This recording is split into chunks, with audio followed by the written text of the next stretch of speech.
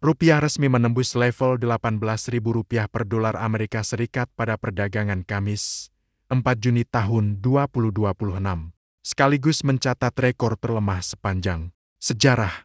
Pelemahan terjadi di pasar valuta asing domestik hanya beberapa menit setelah pembukaan perdagangan pagi. Nilai tukar rupiah sempat menyentuh Rp18.029 per dolar AS pada jam 9:46.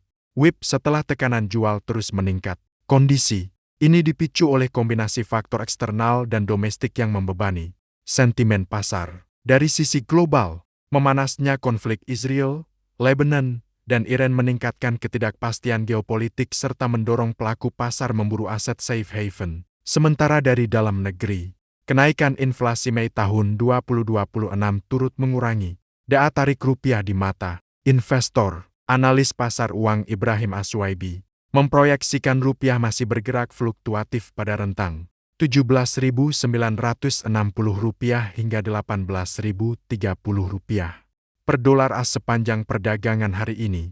PT Indo Tambang Raya Mega Tbk menyatakan menghormati langkah pemerintah dalam memperkuat tata kelola sektor pertambangan melalui sejumlah kebijakan baru yang tengah disiapkan.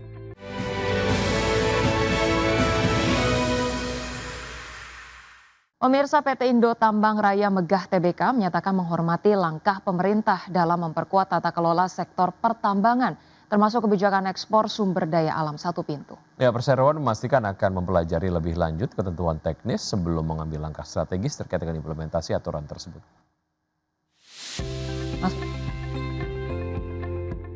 PT Indo Tambang Raya Mega Tbk menyatakan menghormati langkah pemerintah dalam memperkuat tata kelola sektor pertambangan melalui sejumlah kebijakan baru yang tengah disiapkan. Perseroan menegaskan akan mempelajari lebih lanjut ketentuan teknis serta petunjuk pelaksanaan sebelum mengambil langkah strategis terkait implementasi aturan tersebut. Direktur PT Indo Tambang Raya Megah Tbk, Julius Kurniawan Gozali mengatakan, perusahaan pada prinsipnya mendukung setiap upaya pemerintah yang bertujuan meningkatkan transparansi, akuntabilitas, dan tata kelola industri pertambangan nasional. Langkah tersebut sejalan dengan agenda pemerintah yang belakangan terus mendorong penguatan pengelolaan sektor sumber daya alam dan perbaikan regulasi pertambangan. Sebagai perusahaan yang menjunjung tinggi kepatuhan terhadap regulasi, Perseroan akan terus berkoordinasi dengan pemerintah dan berbagai pemangku kepentingan guna memastikan implementasi kebijakan berjalan sesuai ketentuan yang berlaku.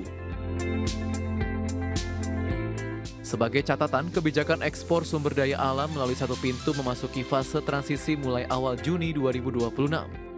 Meski pemerintah memberi ruang adaptasi hingga akhir tahun, pelaku industri dan investor masih menunggu kepastian mengenai dampak jangka panjang kebijakan tersebut terhadap kelancaran ekspor, fleksibilitas bisnis, hingga profitabilitas emiten batubara. Pemerintah menetapkan masa transisi sepanjang 2026 sebelum implementasi penuh PT Danantara Sumber Daya Indonesia sebagai pengelola ekspor komoditas strategi mulai berlaku pada 1 Januari 2027. Pada tahap awal ini, perusahaan tetap dapat melakukan ekspor secara mandiri seperti sebelumnya. Namun seluruh aktivitas ekspor wajib dilaporkan kepada DSI melalui sistem yang terintegrasi dengan Direktorat Jenderal Bea dan Cukai. Berbagai sumber IDX Channel. Pemirsa, prospek kinerja PT Unilever Indonesia Tbk atau UNVR pada tahun 2026 diperkirakan masih menghadapi tekanan berat. Ya, kenaikan biaya bahan baku, pelemahan rupiah hingga menurunnya daya beli masyarakat menjadi tantangan utama bagi emiten barang konsumsi ini. Prospek kinerja PT Unilever Indonesia Tbk atau UNVR pada tahun 2026 diperkirakan masih menghadapi tekanan berat. Kenaikan biaya bahan baku, pelemahan rupiah, hingga menurunnya daya beli masyarakat menjadi tantangan utama bagi emiten barang konsumsi ini.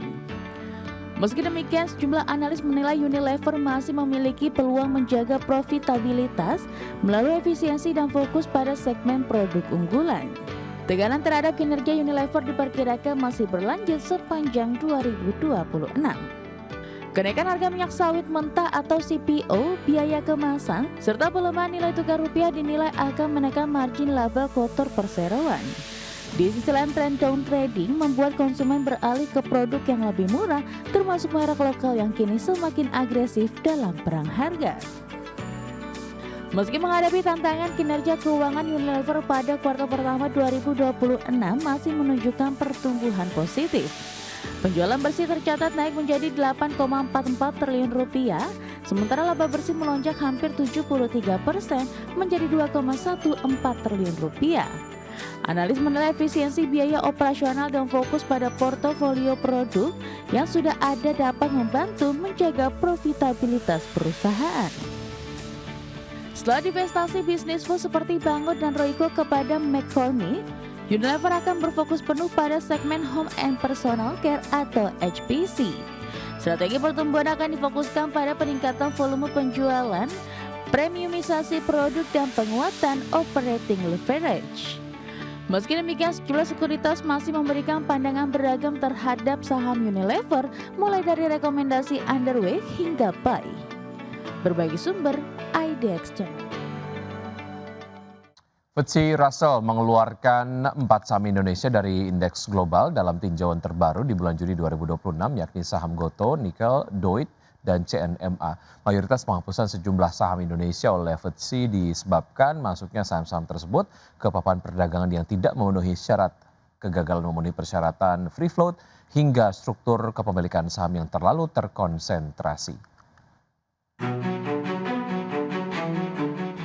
Lembaga pemeringkat global FTSE Russell mengeluarkan 4 saham Indonesia dari indeks globalnya.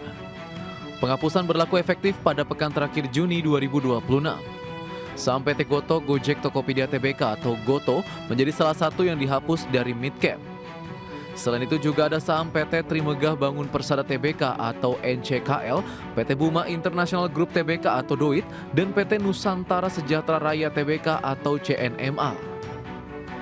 Dalam pengumuman terbaru yang dirilis 1 Juni 2026, FTSE menyatakan Gotoh dan NCKL akan dikeluarkan dari FTSE Global Equity Index Series Mid-Cap Index. Sementara itu, Doit dan CNMA akan dihapus dari FTSE Global Equity Index Series Micro Cap Index. FTSE menjelaskan penghapusan tersebut karena keempat emiten kini tercatat di papan pengembangan Bursa Efek Indonesia.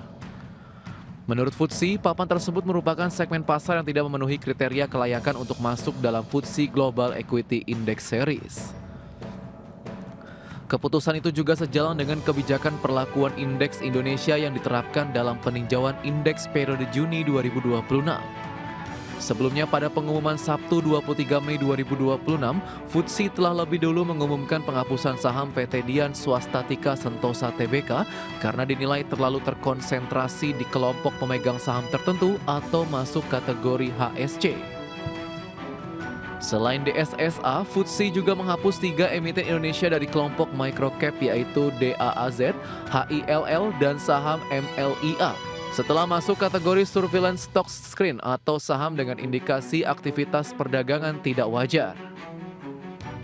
Adapun sebelumnya, FTSE Russell memutuskan untuk tetap menunda penyesuaian peringkat indeks secara penuh, peningkatan free float, dan penambahan saham IPO dari Indonesia hingga setidaknya tinjauan indeks September 2026. Dalam keterbukaan informasinya, FTSE Russell menyebut otoritas pasar Indonesia telah mengambil sejumlah langkah untuk meningkatkan transparansi pasar modal. Langkah tersebut diantaranya penyediaan data kepemilikan saham di atas 1%, publikasi daftar saham dengan konsentrasi kepemilikan tinggi, serta penyempurnaan pelaporan klasifikasi investor. Meski demikian, FTSE Russell masih memilih memperpanjang periode pemantauan. Keputusan itu diambil usai FTSE Russell meninjau perkembangan terbaru dan mempertimbangkan masukan dari pelaku pasar serta komite penasihat eksternal. Berbagai sumber, IDX Channel. Tingkat inflasi tahunan Indonesia melonjak ke level 3,08% pada bulan Mei 2026 dan dibandingkan dengan inflasi tahunan pada April yang tercatat sebesar 2,42%. Tingkat inflasi tersebut lebih dekat ke batas atas dari kisaran target Bank Indonesia dan sedikit lebih tinggi dari perkiraan median ekonom dalam jajak pendapat Reuters. Berdasarkan jajak pendapat Reuters, inflasi tahunan di Mei 2026 perkiraan sebesar 2,97%, sedangkan Bank Indonesia menargetkan inflasi di tahun 2026 berada di kisaran 1,5 hingga 3,5%. Adapun berdasarkan data BPS, kenaikan harga beras menjadi salah satu faktor utama yang mendorong inflasi pada bulan Mei 2026 yang mencapai 0,28% secara bulanan dan 3,08% secara tahunan. BPS mencatat komoditas pangan pokok tersebut menjadi salah satu penyumbang inflasi terbesar baik secara bulanan maupun tahunan.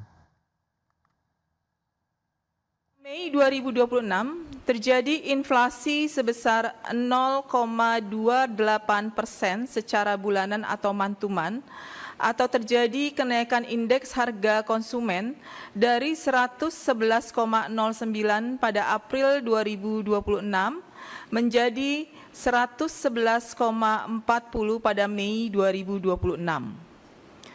Secara tahun ke tahun atau YoY, terjadi inflasi sebesar 3,08%